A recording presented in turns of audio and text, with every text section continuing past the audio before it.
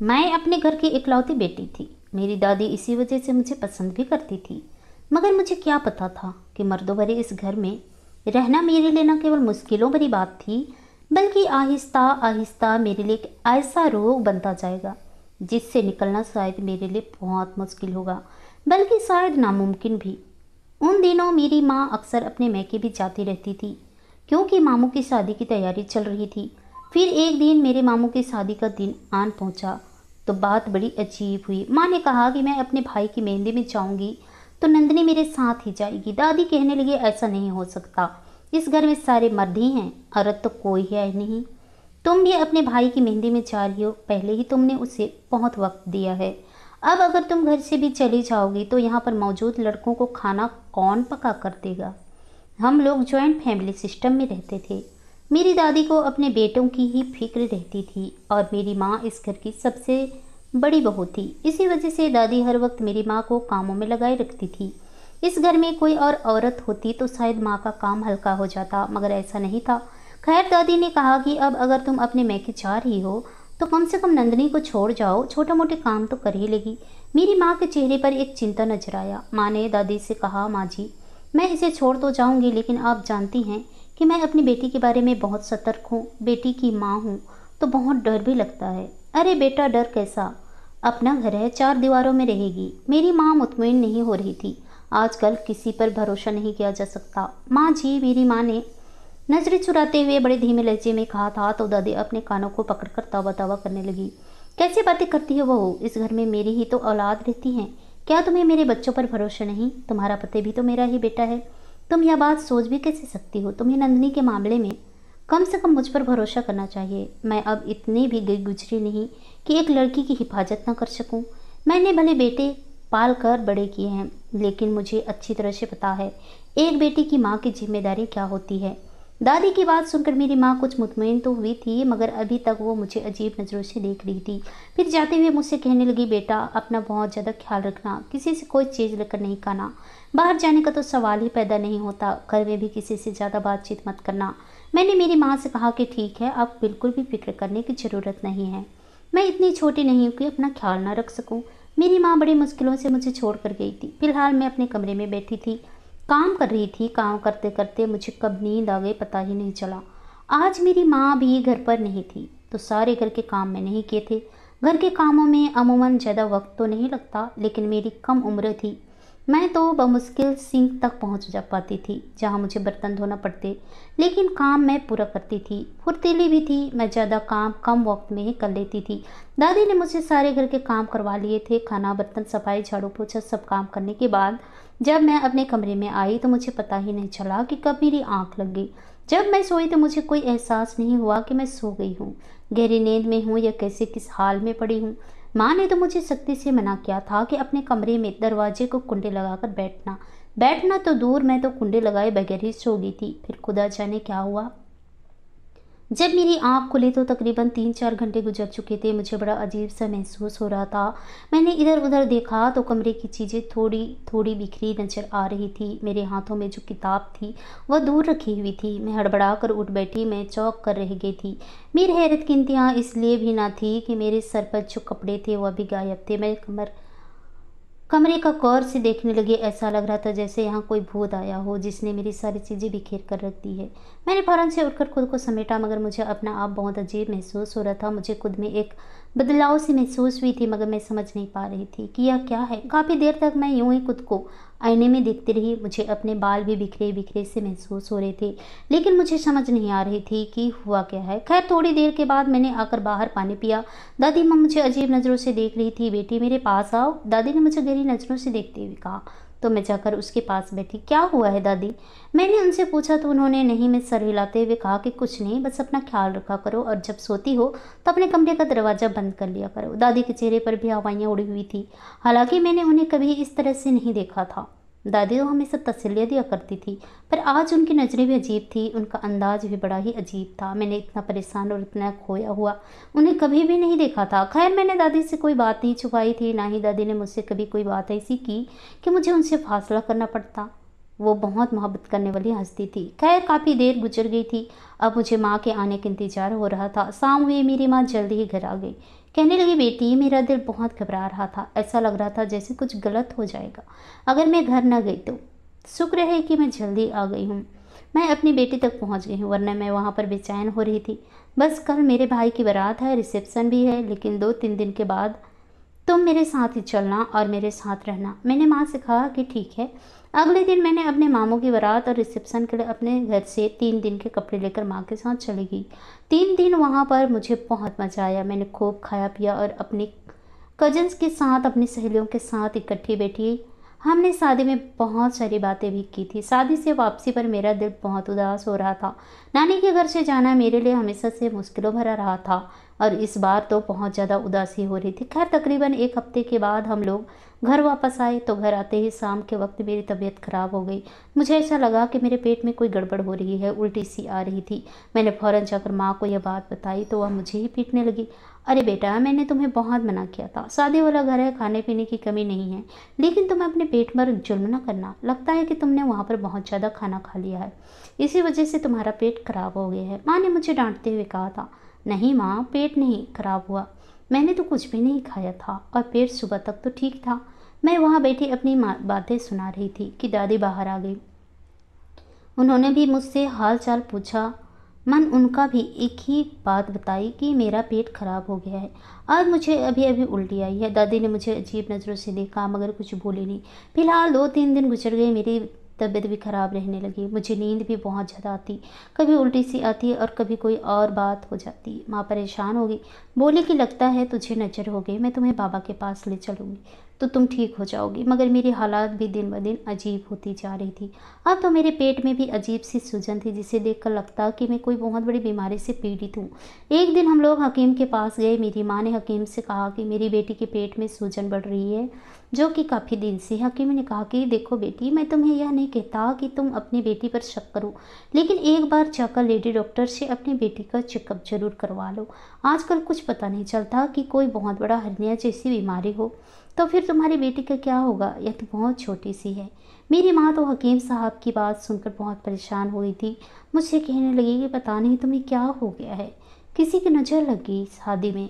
मैं शादी में बहुत प्यारी लग रही थी, शायद इसी वजह से तुम्हें नज़र लग गई है। मैं तुम्हें लेडी डॉक्टर के पास लेकर जाऊंगी, सुबह तुम तैयार रहना, लेकिन यह बात किसी को नहीं बताना। अगर तुम्हारी दादी को पता चल गया कि तुम बीमार हो तो वह मेरी जान खा जाएगी, कहेगी कि तुमने मेरी पोती को बीमार कर दिया। वो यह नहीं जानती कि मैं तुमसे कितनी मोहब्बत करती हूँ, बस हर वक्त मेरी माँ होने का सवाल उठाती रहती है। इन बातों से मैं बहुत परेशान हो गई हूँ। वाकई में मेरा पेट बहुत अजीब अंदाज में बढ़ रहा था। ऐसा लगता था जैसे पेट में कुछ चीज़ है बस जिसे मुझे बाहर निकाल कर फेंक देना चाहिए और मेरा पेट फिर से सही हो जाएगा। लेकिन धीरे धीरे मेरी हालात बिगड़ती जा रही थी, यानी मेरे पेट की हालत बहुत ख़राब होती जा रही थी। 2 दिन गुजर गए थे। मेरी माँ मुझे अस्पताल लेकर गई। लेडी डॉक्टर ने मुझे देखा और फिर मेरा अल्ट्रासाउंड किया। अल्ट्रासाउंड करने के बाद वह बेचारी सी नज़र से मेरी माँ को देखने लगी। मैं अच्छी तरह से जानती हूँ कि आपकी बेटी गैर शादीशुदा है। जी बिल्कुल, इसकी उम्र ही क्या है अभी शादी की, लेकिन आपको यह नहीं पता क्या कि आपकी बेटी शादी की सारी हदूद पार कर चुकी है। लेडी डॉक्टर की बात सुनकर मेरी माँ को कुछ समझ नहीं आई तो उन्होंने उनसे खुलकर बात करने की दरख्वास्त की। तब लेडी डॉक्टर ने बताया कि आपकी बेटी गर्भ से है और इससे गर्भ से हुए काफ़ी वक्त गुजर चुका है। अब ऐसा तो नहीं हो सकता कि आपकी बेटी पर मैं किसी किस्म का कोई तजुर्बा करूं या कोई ऐसी दवा दूं जिससे आपको इस सारे मामले से निजात मिल जाए, क्योंकि 4 महीने से ज़्यादा का वक्त गुजर चुका है और अभी गर्भपात कराना मुमकिन नहीं। लेडी डॉक्टर ने तो एक ही सांस में सारी बातें कही थी, मगर मैं और मेरी माँ दोनों हक्का बक्का बैठे उसका मुंह देख रहे थे। मेरी माँ ने मुझे बड़ी गहरी नज़र से देखा। मुझे भी समझ आ गई थी कि डॉक्टर ने क्या कहा है। मैं एक बच्चे की माँ बनने वाली थी, लेकिन मैंने तो शादी ही नहीं की थी, तो मैं कैसे माँ बन सकती हूँ। मैंने दिल में सोचा। मेरी माँ ने उसी वक्त मुझे बालों से पकड़ा और मुझे जोर देकर पूछने लगी, सच से बता दे, तूने क्या किया है, कहाँ जाकर मुँह काला किया, अब अपने माँ बाप का नाम मिट्टी में मिलाएगी क्या। बेहया औलाद, मैंने तुझे इस दिन के लिए पाल पोस कर बड़ा किया था। मेरी माँ बहुत नाराज हो रही थी। उसके गुस्से से मुझे डर लग रहा था, लेकिन मुझे समझ नहीं आ रहा था कि यह सब कुछ कैसे हो गया। मैं तो उस वक्त मर्द और औरत के रिश्ते के बारे में भी वाकिफ़ नहीं थी। मैंने मेरी माँ के आगे कस्में खाना शुरू कर दी। माँ, मुझे नहीं पता कि यह सब क्या है, मुझे तो समझ ही नहीं आ रही थी तुम मुझसे ऐसी बातें क्यों कर रही हो? मेरी माँ मेरी बातें सुनकर मुझे बहुत मारने लगी। मुझे फालतू के नाटक मत दिखा। अच्छी तरह से जानती हूँ कि तूने ज़रूर कुछ ऐसा किया है जिसने तुझे इस हाल तक पहुँचा दिया। मैं छोटी बच्ची नहीं हूँ, तेरी माँ हूँ। मुझे सच सच बता दे कि क्या हुआ था। मेरी माँ मुझे मारते हुए वहाँ से बाहर ले आई थी। बाहर लोगों के तमाशे का डर ना हो तो शायद मेरी जान ही ले लेती। हम लोग घर पहुँचे तो मेरी माँ का रो रो कर बुरा हाल था, मगर उन्होंने किसी को कुछ नहीं बताया। चुपचाप कमरे में आ गए और बैठकर रोने लगी। खुदा के लिए मुझे बता दे कि तूने ऐसा क्यों किया? अपने माँ बाप की इज्जत का जरा भी ख्याल नहीं आया? मेरी माँ मुझसे बार बार यही बातें कर रही थी, लेकिन मुझे समझ नहीं आ रहा था कि मैंने क्या किया है। मैंने मेरी माँ के सामने बहुत कस्में खाई। मुझे नहीं पता माँ, यह सब कुछ मुझे नहीं पता। मैं रो रो कर मेरी माँ को अपनी सफाई देती, मगर उन्हें तो मेरी बात का कोई यकीन ही नहीं था। मेरे पापा घर आए तो मेरी माँ ने उठकर उन्हें भी पानी दिया, तो पापा ने उनकी आंखों में मौजूद सुर्खी देख ली। पूछने लगी क्या हुआ है। तब माँ ने उन्हें सारी हकीकत बता दी। पापा ने यह सुना तो वह भी अचंभित खड़े रह गए। मैं तो पहले ही किसी जिंदा लाश की तरह घर में पड़ी थी। मुझे कुछ पता नहीं था कि सब क्या हुआ है, बस मैं रोए जा रही थी। पापा को जब यह बात पता चली तो वह खामोश हो गए। उन्होंने आकर मुझे मारा नहीं। मुझे तो ऐसा महसूस हो रहा था जैसे पापा भी यह बात सुनते ही मेरे पास आएंगे और मार मार कर मुझे बेहोश कर देंगे, मगर ऐसा नहीं हुआ था। मेरे पापा ने मुझसे कोई बात नहीं की। उन्हें गुस्सा तो बहुत आया था, जिसे मैं उनके चेहरे से देख चुकी थी, मगर वह बहुत ज़्यादा पुरसुकून या फिर परेशान लग रहे थे। पुरसुकून इसलिए कह रही हूँ कि मुझे उनके चेहरे पर कोई तासुर नज़र नहीं आया। मैंने पापा को गौर से देखा। गुस्से में वह बाहर निकल गए थे। उसके बाद पापा वहाँ से कहाँ गए मुझे नहीं पता। मैं और मेरी माँ उनका इंतज़ार करते रहे।